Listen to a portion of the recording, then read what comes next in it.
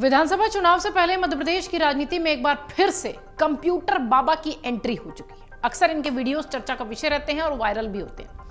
क्या एमपी चुनाव में कंप्यूटर बाबा बीजेपी और शिवराज की मुश्किलें बढ़ाएंगे? यह बड़ा सवाल है। मध्य प्रदेश में विधानसभा चुनाव के बीच कंप्यूटर बाबा एक बार फिर चर्चाओं के केंद्र में। मध्य प्रदेश की राजनीति में अच्छा खासा दखल देने वाले कंप्यूटर बाबा ने बीजेपी के खिलाफ मोर्चा खोलते हुए बड़ा हमला बोला है। उन्होंने कहा कि बीजेपी सनातन के नाम पर छल कर रही है। आपको बता दें, कंप्यूटर बाबा सोमवार को भोपाल में कांग्रेस प्रत्याशी पीसी शर्मा को अपना समर्थन देने पहुंचे थे। उन्होंने कहा कि पीसी शर्मा के निवास पर मीडिया से उन्होंने बातचीत में कहा कि कांग्रेस गो, नर्मदा और सनातन की रक्षा करने वाली पार्टी है, जबकि बीजेपी सनातन के नाम पर छल करती है। पीसी शर्मा सभी धार्मिक आयोजनों में बढ़ चढ़कर हिस्सा लेने वाले व्यक्ति हैं। बाबा ने यह भी दावा किया कि प्रदेश में कांग्रेस की सरकार आ रही है। मध्य प्रदेश विधानसभा चुनाव में जनता के बीच पहुंचकर बीजेपी की नाकामियां वो बताएंगे। इसके साथ ही उन्होंने कहा कि पूरा संत समाज इस काम में जुट रहा है।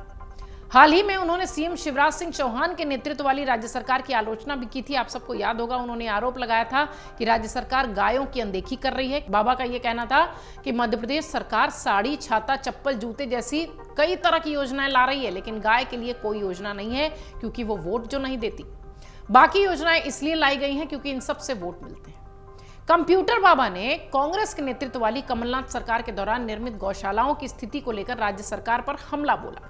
उन्होंने कहा कि सनातन धर्म की बात करने वाली बीजेपी के नेतृत्व वाली शिवराज सरकार, हम आपसे पूछना चाहते हैं कि लगभग 1000 गौशालाएं जो कमलनाथ सरकार ने बनाई थी और 1000 बनने के लिए तैयार थी, लेकिन ऐसी सभी योजनाएं बंद कर दी गई। गौशालाओं में गायों को न तो चारा दिया जा रहा है और न ही पानी।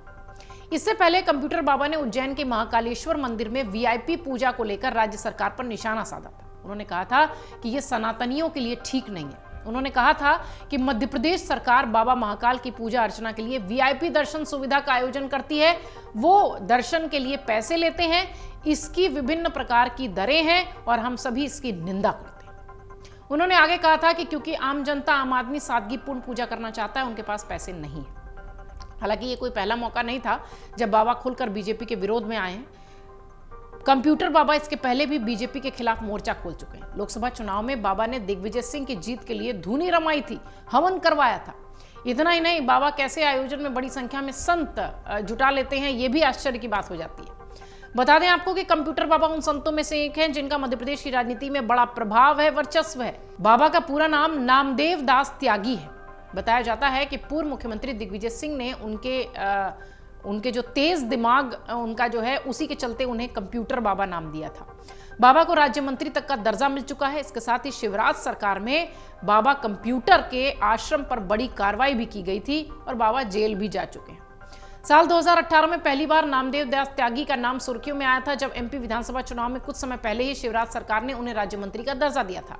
हालांकि बाद में त्यागी कांग्रेस की तरफ हो गए। उन्हें कंप्यूटर बाबा का नाम दिग्विजय सिंह ने दिया क्योंकि दिग्विजय ये मानते हैं कि उनका दिमाग कंप्यूटर से भी तेज है। अब एक बार वो फिर सुर्खियों में है। देखना यह है कि कितना नुकसान वो बीजेपी को पहुंचा पाएंगे। अगर आप ये वीडियो YouTube पर देख रहे हैं तो हमारे चैनल को सब्सक्राइब करें और बेल आइकन को दबाना ना भूलें। अगर आप Facebook पर ये वीडियो देख रहे हैं तो हमारे पेज को लाइक करें।